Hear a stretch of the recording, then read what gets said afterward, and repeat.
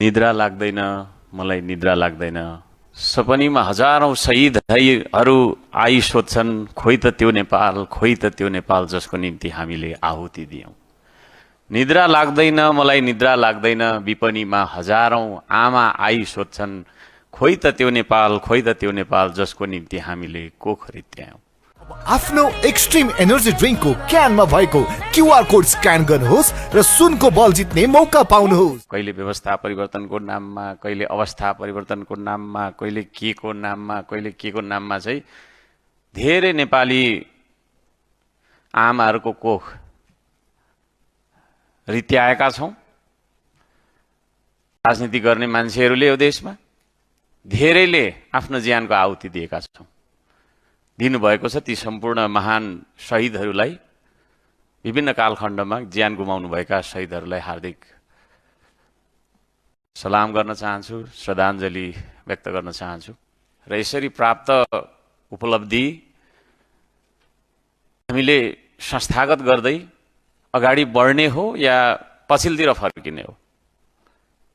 केही दिन यता सुन्नमा आएको छ, अब त्यसरी हजारौं हजार शहीदहरूको शहादत बलिदानी पछाडि प्राप्त व्यवस्था नै राख्नु हुँदैन भन्ने खालको बहसहरू भइरहेको छ अरे भन्ने कुराहरू सुन्दाखेरि म खबरदारी गर्न चाहन्छु। फेरि मुलुकमा त्यो खालको होइन शहीद हुनुपर्ने गतिविधि हामीबाट हुनु हुँदैन। कोही कसै त्यस्तो चाहिँ नि बौद्धिक विद्वान व्यक्तिहरू त्यसतर्फ सोचिराख्नु भएको छ भने म अनुरोध गर्न चाहन्छु त्यसतर्फ नसोचौं। अब यो देशमा रगत होइन पसिना बगाउनुपर्छ। व्यवस्थाले मात्रै परिवर्तन गरेर हाम्रो चाहिँ नि जीवन स्तर उक्सिन सकेन भनिसकेपछि अब हामीले रगत होइन पसिनाको क्रान्ति गर्नुपर्छ, काम गर्नुपर्छ।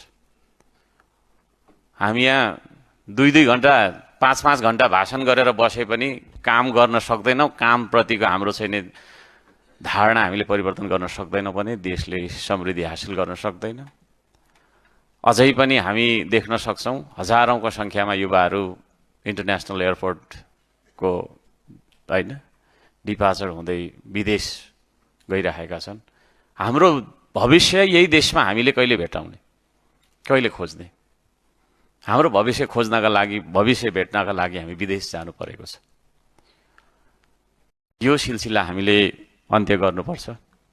यो संविधानलाई संशोधन गर्नुपर्छ भन्ने हिसाबले जुन खालको चाहिँ नि कुराकानीहरू भइ